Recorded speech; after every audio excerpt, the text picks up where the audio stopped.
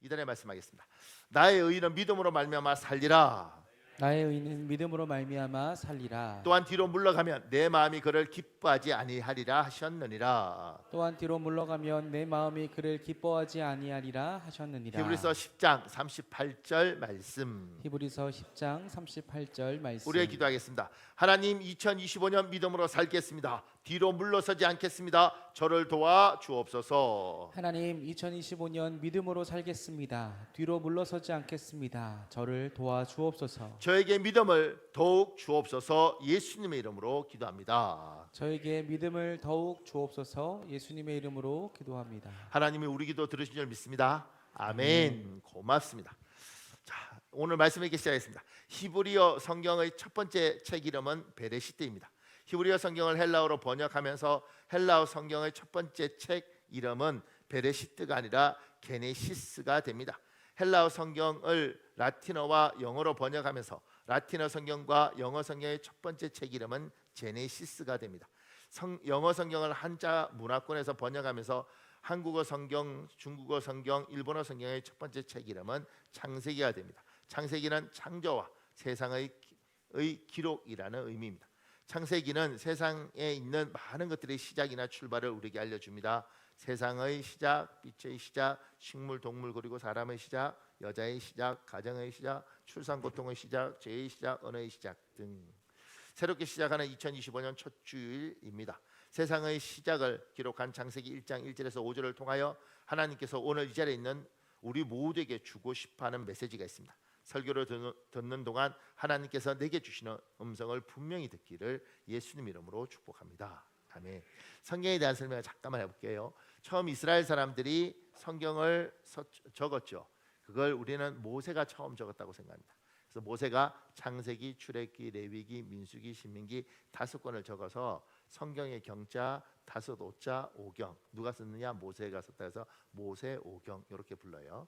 근데 모세 5경 중에서 히브리어로 이제 창세기를 썼는데 창세기의 시작을 할 때 이걸 옛날에는 이제 두루마리 이런데 성경을 써서 이렇게 뚫뚫뚫뚫 말아놨지 우리 지금처럼 책 이름이 있었던 게 아니에요. 그러니까 첫 번째 두루마기, 조두루마기, 큰 두루마기, 작은 두루마기 이런 거였죠.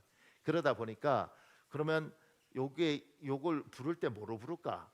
두루마기처럼 이렇게 뚫뚫 말했는데 뭐로 부를까? 이렇게 하다 보니까 그때 이제 베레시트라고 부른 이유는 뭐냐면 태초에 하나님이 천지를 창조하시니라 이렇게 돼 있잖아요. 히브리어로 베레시트 바라 엘 엘로힘 이렇게 시작을 하거든요. 그러니까 이제 요 베레시트를 해서 저건 베레시트 이렇게 불렀던 겁니다.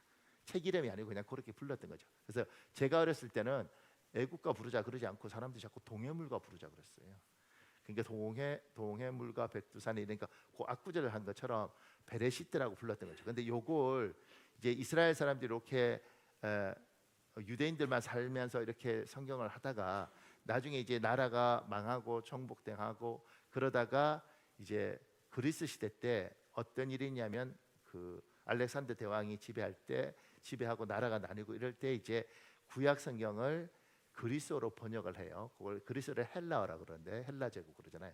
그때 이제 번역하면서 이 베레시트라고 하는 건 히브리어니까 그러면 우리가 그리스어로 할 때 이걸 어떻게 해야지 이렇게 생각하니까 여기에 시작이 많고 모든 것들이 언어가 어떻게 구분됐는지 인간이 어떻게 시작했는지 그러니까 시작이라고 생각하자. 그래서 시작, 뭐 출발, 근원 이런 뜻을 가진 게 헬라어로 게네시스인 거예요. 그래서 게네시스로 바꿨고 그래서 이제 창세기를 게네시스라고 부른 거죠. 근데 요걸 나중에 영어와 라틴어로 바꿀 때는 뭐냐면 제네시스가 된 겁니다. 그래서 제가 처음에 놀랬던 건 뭐지? 한국 사람들이 차를 타고 다니는데 제네시스라고 그래요. 제가 창세기인데 제네시스는 그래서 지금 뭐죠? 좋은 차 있지 않습니까?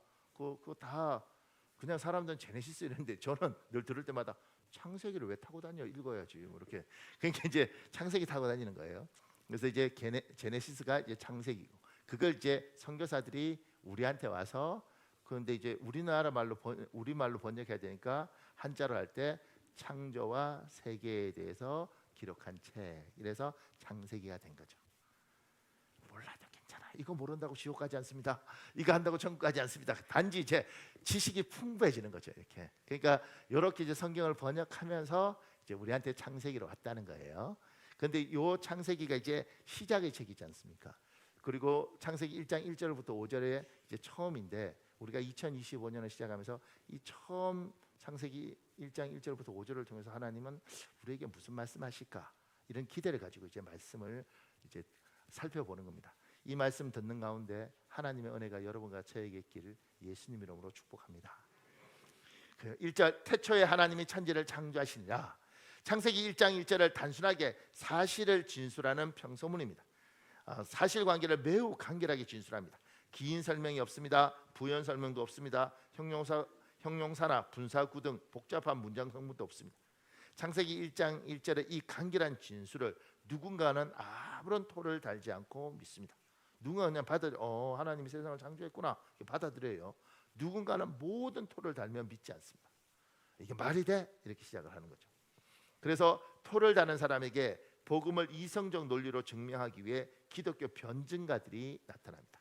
그러니까 설명하려고 그래요. 자꾸 논리적으로. 최근에 가장 유명한 기독교 변증가는 전 세계적으로 1억 2천만 부 이상 판매된 나니아 연대기를 쓴 영국 작가 C.S. 루이스라는 사람입니다. 이 나니아 연대기는 이제 영화로도 나왔잖아요. 그래서 애들 영화 보면서 뭐 사자 아슬란 나오고 이러는데 그게 그냥 뭐 아슬란이고 뭐 왕자고 뭐 이게 그게 아니고 그 아슬란은 예수님이에요. 그래서 죽었다 부활하고. 그러니까 C.S. 루이스는 영국에서 이제 섹스피어라는 이야기도 합니다. 그런 천재적인 분인데 이제 이분이 이제 문학이나 이런 걸 통해서 하나님의 복음을 전가하고 하나님 살아겠다는 걸 이야기하죠. 이렇게 설명해도 안 믿는 사람은 안 믿어요. 이렇게 설명 안 해도 믿는 사람은 믿어요. 저는 이제 이 변증가 이야기할 때 가장 재밌게 읽었던 구절은 밑에 요 구절입니다. 목사님 읽어줄래요?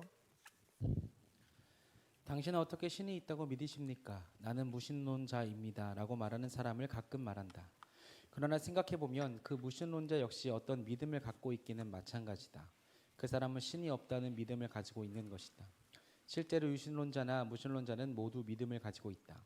신이 있다고 믿으면 유신론자가 되고 신이 없다고 믿으면 무신론자가 된다. 그러면 먼저 신이 없다는 입장을 생각해보자. 어떻게 하면 신이 없다고 생각하며 일평생 지낼 수 있을까? 지금까지 그래왔듯 생애 남은 기간에도 계속 신이 없다고 주장하려면 무엇을 믿어야 할까? 모든 것이 우연히 생겼다고 믿으면 된다.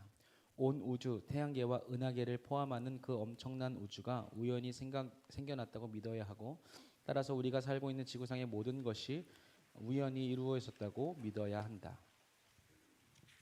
누가 만들지 않았으니 저절로 생긴 것이다. 고래, 상어, 연체동물을 비롯한 바닷속 수많은 종류의 물고기들을 누가 만들었을까? 다 우연히 생긴 것이다.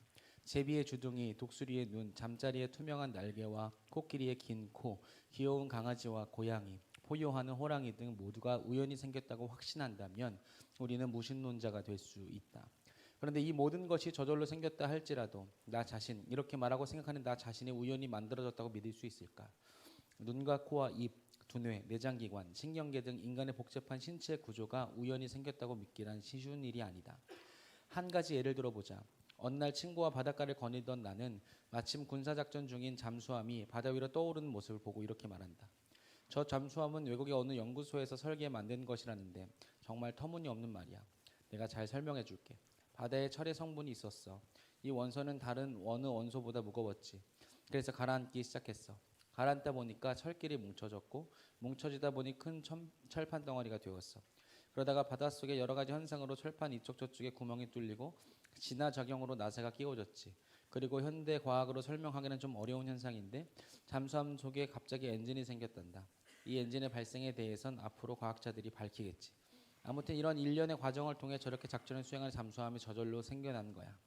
아마 이 말을 들은 친구는 나를 쳐다보면서 이 친구가 드디어 돌았구나 라고 생각할 것이다. 정상적인 사고가 가능한 사람이라면 잠수함이 우연히 만들어졌다는 말을 믿을 수 없다. 그런데 하물며 잠수함보다 몇천 배, 몇억 배 더 복잡한 구조를 지닌 생명체인 인간이 우연히 만들어졌다고 믿을 수 있을까?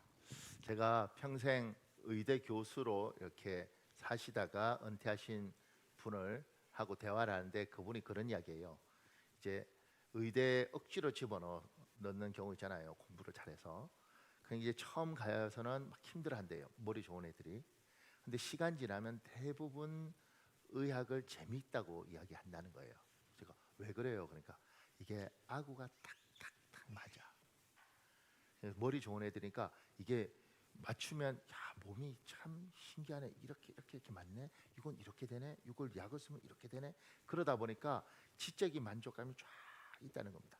그러면서 인간의 몸이라는 게 참 놀랍게 신비하고 놀랍게 과학적이라는 거죠. 요게 이 놀랍게 과학적인 걸 세상은 뭐라고 하냐면 어쩌다 우연히 이렇게 된 거라는 거예요. 우리는 뭐라고 이야기하면 하나님이 만들었다 그러는 거죠. 제가 밑에 얘기했습니다.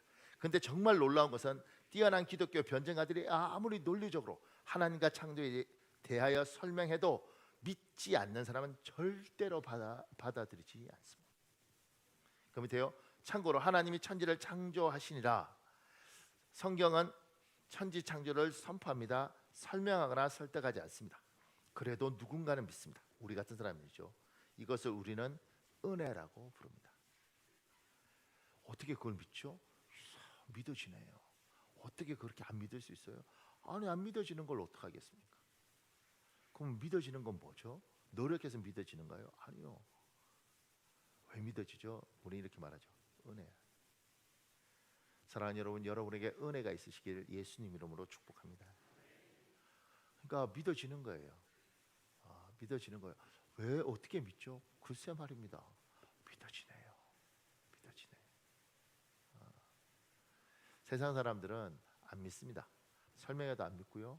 그 다음에 아무리 설득해도 안 믿습니다. 근데 놀라운 건 누군가는 그 말 한마디 안 해도 믿어집니다. 왜? 저 사람은 그냥 특이해서 그러지 않습니다. 은혜.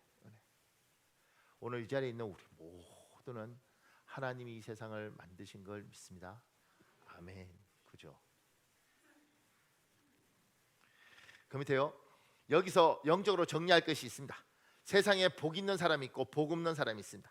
복 있는 사람은 생각이 복되고 행동이 복되고 선택이 복됩니다.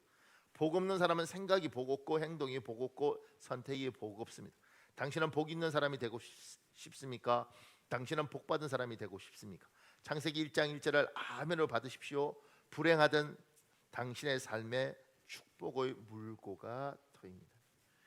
전 세상 살면서 사람들 많이 만나는데 같이 이야기하고 같이 말을 해도 야, 참 복이 있다.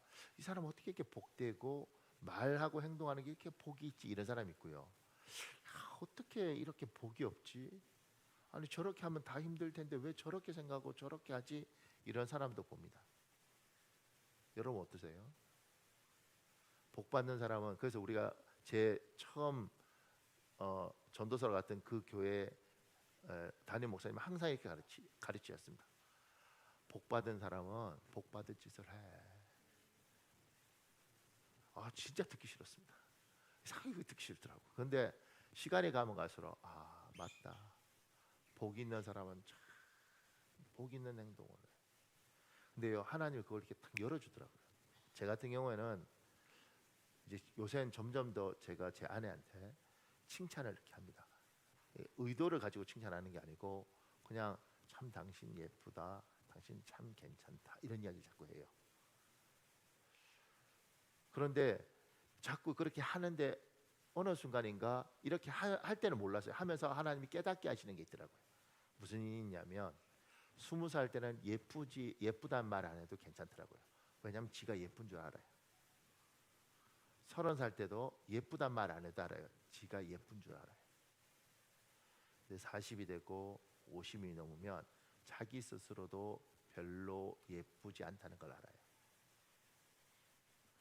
그러지 않겠습니까? 김이 올라오고 뭐 머리 염색 안 하면 그렇고 피부 쭈글쭈글해지고 몸매도 망가지고 아니 사람 나이가 들면 그렇게 되죠. 그러니까 이때 남편이 아이들이 와, 엄마 참 예쁘다, 엄마 우아하다 이래야지 여자가 사는 겁니다. 근데 이제 우리는 별 생각이 없으니까 이렇게 복이 없으면 이렇게 말하죠. 야 젊었을 때 참 예뻤는데 아우 늙으니까 참 남편이 이렇게 말해요. 근데 제비들은 와서 그러죠. 사모님 예쁘셔요. 그러니까 그 제비한테 가는 거예요. 근데 남편도 똑같은 것 같아요. 이제 젊었을 때 아니 그냥 놔둬도 건강하고 똑똑하고 자기도 괜찮은 줄 알아요. 그러니까 굳이 칭찬 안 해도 괜찮다는 거죠. 근데 어느 날 거울을 보니 머리털은 숭숭 빠져 있고 왠지 눈은 처져 있는 것 같고 뭔가 이렇게 참 볼품 없는데, 그때 아내가 아유, 그래 당신은 참 나는 당신이 좋아 이렇게 하면서 할 텐데 가뜩이나 힘들어 죽겠는데 아유 염색하라니까 뭐 이런 식으로 하면 참 쪼그러드는 거지. 그러니까 제가 이렇게 보면서 어느 순간인가 하나님이 우리에게 주신 복이 있다는 게 칭찬 안 해도 될 때는 칭찬 안 해도 되지만 지금은 용기와 힘을 줄 때는 이렇게 하는 거구나. 그런 부부가 괜찮은데 이때 웃자고 재밌자고 농담 툭툭 하는데 상처가 깊죠. 제가 아는 선교사는 상담학을 전공했습니다. 상담학을. 굉장히 똑똑한 사람이에요. 그런데 제가 그 사모님이 이렇게 뭐죠? 그 총각 김치 이런 거 담으면서 무 이렇게 쓸고 있는데 사모님이 그러더는 거. 아, 무가 부족하네. 무 더 사와야 될 것 같아요. 선교사님. 그러니까 그분이 웃자고 한 말이죠. 뭘 사러 가? 당신이 조선 무 있네. 그거 잘라도 써 이랬는데요. 그때 그 사모님 칼 들고 있지 않습니까? 무슨? 그래서 제가 이건 그러니까 제가 이렇게 보고 있으면서 드는 생각이 뭐냐면 그때는 몰랐어요. 근데 시간 지나면 지날수록 아하 이게 20살 때 18살 때 그런 농담하는 거 하고 어느 순간인가 스스로가 그때 하는 거 아니냐. 그러니까 제가 보면서 복이 있는 사람은 복 있게 행동하고 복 있게 생각하고 이게 하나님 그 복을 주시는데 복이 없는 사람은 참 복 없게 말하고 복 없게 생각하고 복 없는 선택을 하더라는 거죠.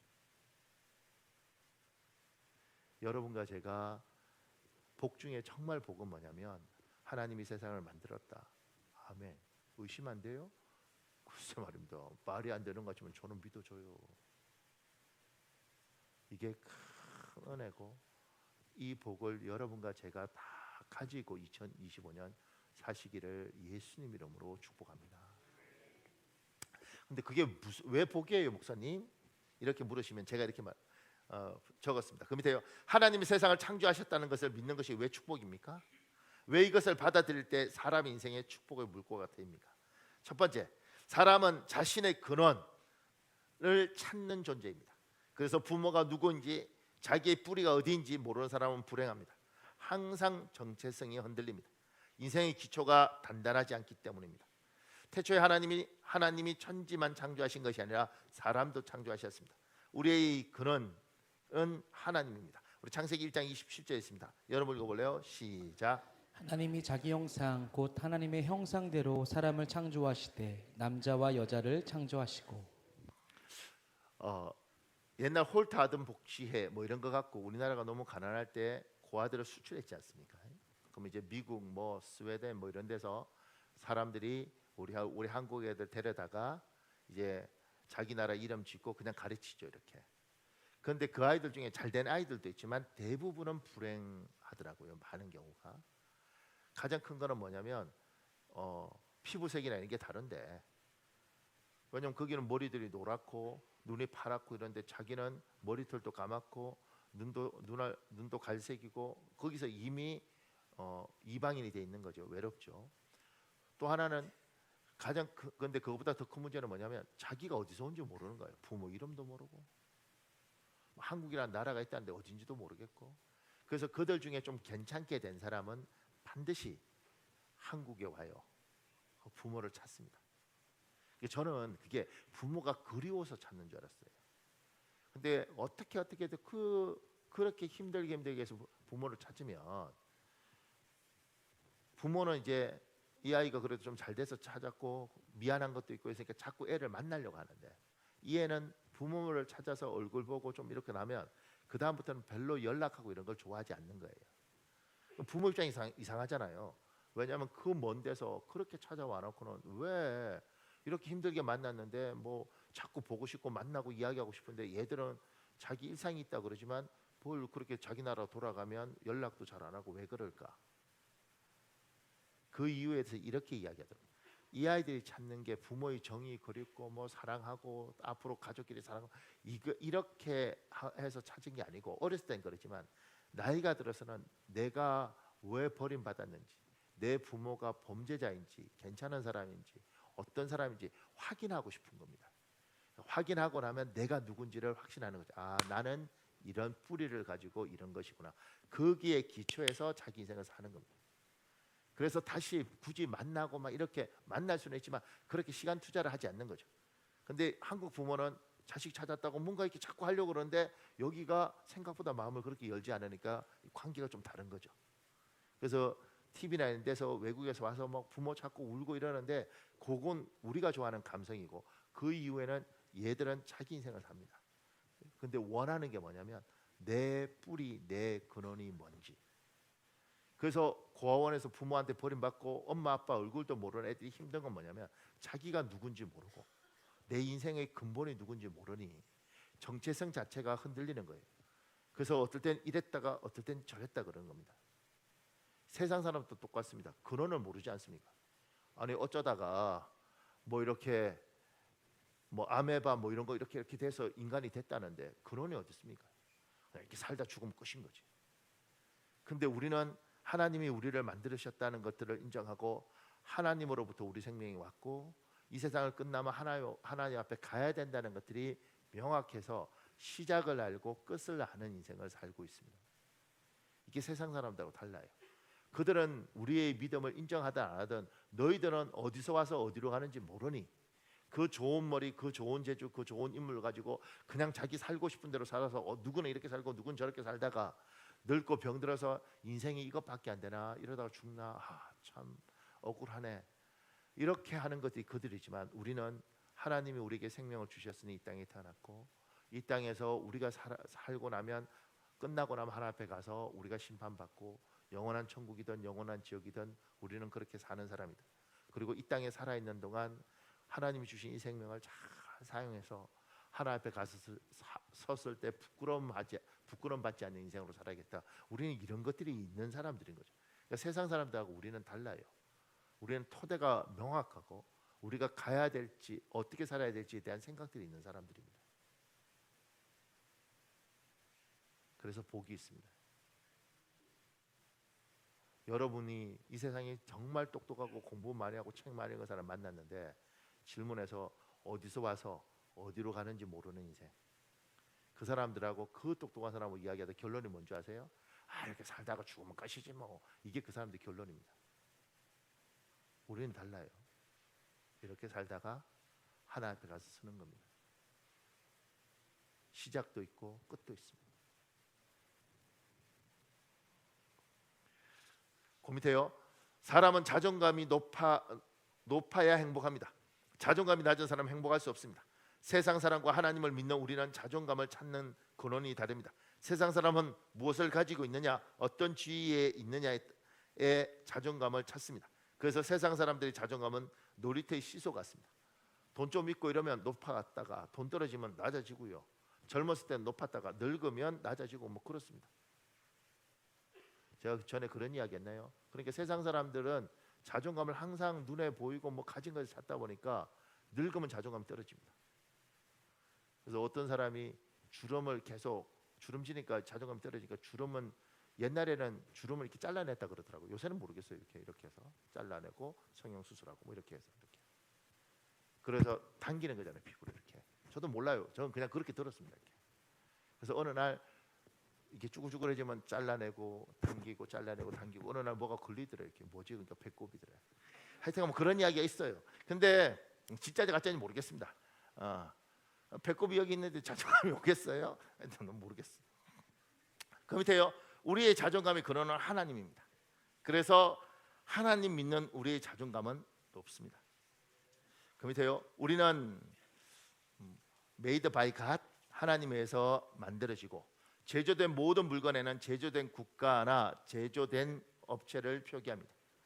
메이드 인 차이나나 메이드 인 코리아 또는 뭐 삼성, 구글, 우리는 하나님이 제작했습니다. 하나님이 창조했습니다. 우리는 하나님의 작품입니다. 남자도 여자도 모두 하나님의 작품입니다. 그러니까 여러분과 저는 제조업체가 명확합니다. 키가 작아도 하나님의 작품이고 못나도 하나님의 작품입니다. 우리는 달라요. 그러면서 그래 하나님 만드셨으니 우리는 하나님의 소유입니다. 하나님의 것입니다. 나의 주인이 하나님입니다. 주인을 알 수 없는 것은 유실물입니다. 주인이 없는 것은 무주물입니다. 주인을 잃어버린 것은 분실물입니다. 세상 사람 중에 유실물이나 무주물이나 분실물 같은 사람들이 많습니다. 근데 우리는 아닙니다. 우리는 하나님의 것입니다. 우리 인생의 주인은 하나님입니다. 주인이 없는 물건은 불행합니다. 창고에 처박혀 있거나 길거리에 버려집니다. 주인이 없는 강아지나 고양이를 보십시오. 아무리 좋은 곳에 있어도 아무리 좋은 것을 먹어도 불행합니다. 보호자가 없기 때문입니다. 책임져 주는 존재가 없기 때문입니다. 항상 불안합니다. 여러분과 제가 세상 사람과 다른 건 세상 사람들은 주인이 필요 없죠. 주인을 원하지도 않습니다. 그래서 하나님 거부하는 겁니다. 근데 우리는 뭐 여기 잘나고 똑똑한 사람도 많을 텐데 우리는 하나님을 우리 주인으로 섬깁니다. 우리가 종놈인 거예요.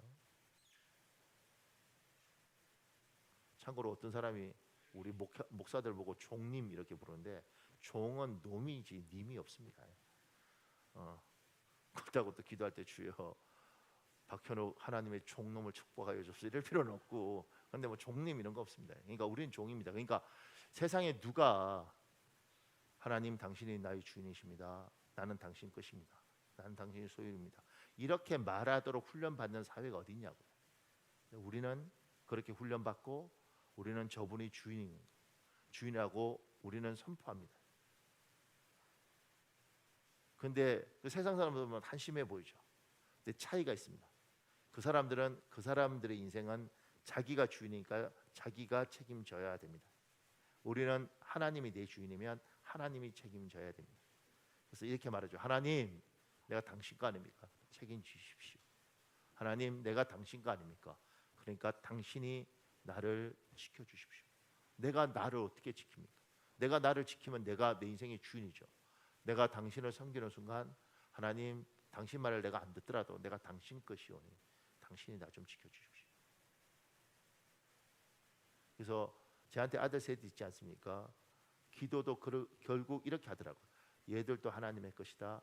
그러니 하나님, 당신 것이니 당신이 책임져 주십시오. 내가 내 자식이지만 어떻게 책임지겠습니까? 하나님이 책임져 주십시오. 너무 화날 때는 하나님 답답하지 않으십니까? 내게 아니니까 뭐라고 못하겠지만 답답하지 않으십니까? 내 거면 갖다 버리든 죽이든 뭘 했을 텐데 하나님 거라서 내가 함부로 못하겠고, 근데 하나님 거 아니겠습니까? 책임져 주십시오. 그러니까 사고하는 방법이 예수를 믿고 이렇게 되면 바뀌어요. 그래서 때로는 울죠. 하나님, 내게 아니니까 내가 어떻게 못하겠는데 내가 할 수 있는 일을 하겠지만 하나님 너무 불쌍하지 않습니까? 너무 안 됐지 않습니까? 불쌍히 여겨주십시오. 그래서 예수 믿는 사람은 많이 우는 겁니다. 사랑하는 여러분, 여러분 하나님의 소유입니다. 아멘. 고맙습니다. 마지막으로요, 사람은 인생에서 방향성을 찾아 행복합니다. 하나님을 알면 인생에서 방향성을 찾아집니다. 사람은 하나님의 형상, 모양 닮은 꼴입니다. 형상은 모양이란 뜻입니다. 세종대왕의 동상을 세종대왕 닮은 꼴입니다. 이순신 장군의 동상은 이순신 닮은 꼴입니다. 우리는 하나님의 닮은 꼴입니다. 이것이 우리 인생의 방향성입니다. 하나님은 빛을 만든 분입니다. 빛이 있으라. 하나님은 빛을 사랑한 분입니다. 빛이 하나님 보시기에 좋았더라. 하나님은 빛의 속성인 밝음, 따뜻한 환함을 좋아하는 분입니다. 어둠에서 시작한 사람의 인생조차 밝음으로 매듭짓기를 원합니다. 저녁이 되고 아침이 되는 이는 첫째 날이니라. 우리 창세기 1장 3절에서 5절 여러분 읽어볼래요? 시작. 하나님이 이르시되 빛이 있으라 하시니 빛이 있었고 빛이 하나님 보시기에 좋았더라. 하나님이 빛과 어둠을 나누사 하나님이 빛을 낮이라 부르시고 어둠을 밤이라 부르시니라. 저녁이 되고 아침이 되니 이는 첫째 날이니라. 창세기 1장이 이제 1장 1절이 굉장히 중요하지 않습니까? 태초에 하나님이 천지 창조하시니라. 그것도 중요하지만 3절 5절도 중요한 게 뭐냐면 하나님이 어떤 분인지, 우리가 어떤 분을 닮아야 되는지를 보는 거예요. 하나님은 빛이 있으라 빛을 만들어요. 빛을 보고 좋아하십니다. 어둠을 좋아하시는 게 아니고 빛을 좋아하십니다. 그러면서 우리 인생에 이렇게 이야기하는 거죠. 저녁이 되고 어떻게 아침이 됩니까? 아침이 되고 저녁이 되지. 그런데 성경은 왜 이렇게 기록했느냐? 어두움에서 끝나는 걸 하나님 원치 않는 거죠. 얘야, 네 인생이 저녁에서 시작해도 끝나기는 아침으로 끝나야 돼. 어두움에서 시작해도 밝음으로 끝나야 돼. 우리 하나님은 빛을 좋아하십니다. 그래서 빛의 속성이 있습니다. 따뜻하고 밝고 환하고. 제가 밑에 얘기했습니다. 하나님은 여러분과 저를 하나님의 형상으로 만들었습니다. 그 이유는 여러분과 저의 인생이 이 세상에 빛을 만들고 빛을 사랑하고 어둠을 밝고 환하게 추운 곳을 따뜻하게 만들길 바랐기 때문입니다. 그 밑에요. 또한 우리는 하나님의 자녀입니다. 자녀는 부모를 닮습니다. 하나님은 우리가 하나님처럼 이 세상에 빛을 만들고 빛을 사랑하고 어둠을 밝고 환하게 추운 곳을 따뜻하게 만들기를 원합니다. 로마서 8장 29절에 보면 세 번역에 제가 이렇게 적었죠. 하나님께서 미리 아신 사람들을 택하셔서 자기 아들의 형상과 같은 모습이 되도록 미리 정하셨으니 이렇게 했습니다. 사랑하는 여러분, 여러분과 제가 하나님이 이 세상을 만들고 그분이 이 세상의 주인이시고 이 부분을 믿어지는 거 큰 복을 받았습니다.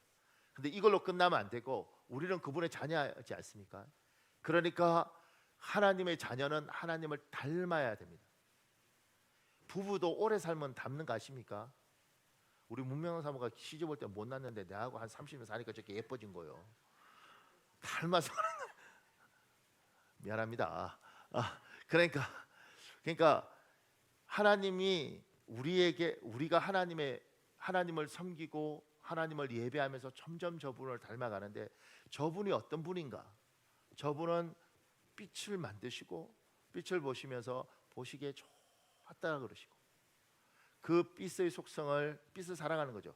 빛의 속성이 밝고 따뜻하고 환하고 그래서 우리 인생도 어둠에서 아침으로 끝내주고 싶어하는 저 속성이 하나님의 속성이 우리에게도 그걸 요구하시는 겁니다. 그럼 여러분이 우울한 거 목사님 전 태어날 때부터 우울질이에요. 오케이. 그런데 하나님과 계속 있다 보면 어두움에서 밝아져야 되는 겁니다. 그러니까 예수님 믿는 분들 중에 그런 분 없어요? 목장 예배하면서 자기들끼리 막 즐거운데 저 집사만 오면 갑자기 그 밝음이 어두워져 봐. 왠지 막 웃음소리 나고 그러는데 막 슬퍼져 봐요. 이런 집사님들 없나요? 이럴 때 그냥 앞을 보세요. 자꾸 이렇게 저 집사 보고 이러지 말고. 그러니까 여러분과 제가 가진 속성은 우리가 강영호 박사 아들을 이야기할 때 그렇게 이야기하더라고요. 이 아이가 3층에 가면 3층이 환해지고 이 아이가 5층 학교 5층으로 가면 5층이 환해지고 여러분이 어디 가면 거기가 환해지고 왜냐하면 우리 하나님이 빛을 만드시고 빛을 사랑하는 분이니까 내가 저분의 자식이 맞다면 저분의 자녀가 분명하다면 내가 거기 가면 환해지고 가지고 이렇게 하는 것들이 우리의 속성인 거죠. 그러니까 주제 잘 꺼내놔야 됩니다. 너무너무 은혜스럽고 막 이러는데 거기에다가 요새 탄핵이 이런 순간 요새 경제가 이런 순간 어떤 이야기 중에 꺼내지 않아야 되네 안 꺼내고 이렇게 힘들 때 이야기 해주면 힘을 나겠다. 그 이야기하면 힘을 쫙 나도록 하고 나도 살고 또 그런 이야기 하기 싫잖아요. 왜냐하면 남들 잘 된 게 별로 기분 안 좋고 막 그러잖아요. 불행한 이야기 막. 그러니까 여러분과 제 안에 어둠이 있습니다. 그리고 끊임없이 어둠이 우리를 삼키려고 그래요. 2025년은 그런 세월이 우리를 덮치려고 그러죠. 근데 믿음으로 살자고 이야기했지 않습니까? 우리는 하나님의 자녀이고 우리 하나님은 빛이시고 그분은 따뜻하시고 빛의 속성대로 그분은 환하시고 그러면 하나님 내가 어느 곳에 가는지 거기가 환해지도록 하겠습니다. 내가 누구를 만나든지 하나님 거기가 어두우면 하나님 밝도록 만들겠습니다. 하나님 거기가 차갑고 쓸쓸하고 우울하고 추운 곳이면 내가 가면 하나님 따뜻하게 만들겠습니다. 이 각오를 가지고 사는 거죠. 그리고 그런 생각들을 늘 가지고 누구를 만나든지 그래 내가 어느 곳에 가든지 그렇게 살아야겠다. 왜냐하면 우리 하나님은 빛을 사랑하시니 빛을 보시길 좋아하시니 나도 그래야겠다. 아멘. 그 각오를 가지고, 그러니까 내가 어떤 말을 하든 어떤 행동을 하든 항상 2025년은 나는 빛으로 산다. 그리고 내가 빛을 만드신 하나님이 내가 그렇게 살 때 나를 보시면서 보시기에 힘이 좋았더라 이야기를 듣고 산다. 내가 누군가를 만났으면 그 사람의 인생이 저녁이면 아침이 되도록 해준다. 나는 그렇게 살리라. 하나님, 이 믿음으로 올 한 해를 살겠습니다. 도와주옵소서. 아멘. 이 시간에 우리 찬양하고 기도하겠습니다.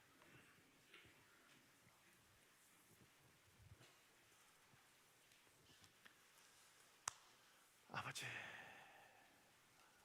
우리가 찬양하고 기도하기 전에 잠깐만요. 저기 이경철 집사님, 오늘 이제 신년이 되고 세례를 받으시고 우리 교회는 어른들한테 오늘 이렇게 하고 나면 집사님으로 이렇게 불러드려요. 그러니까 지금까지는 부를 때 어르신 성도님 이랬지만 이제 올해 89 되신 거죠. 한국 나이로 89에 집사 되신 거예요. 그러니까 여러분, 이게 89에 인생의 처음 서리 집사가 되셨습니다. 뭐 집사 안 된 사람은 기분 나쁠 수 있지만 죄송하지만 우리 이경재 집사님한테 우리 한번 제가 하나 둘 셋 하면 집사님 이렇게 한번 불러 주실래요? 자, 하나 둘 셋.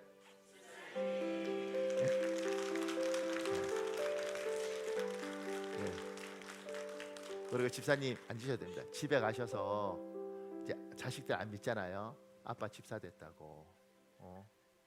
그리고 집사 아들들은 다 교회 나오는 거라고. 꼭 전도하십시오. 이 시간에 우리 찬양하고 하나님 기도하겠습니다.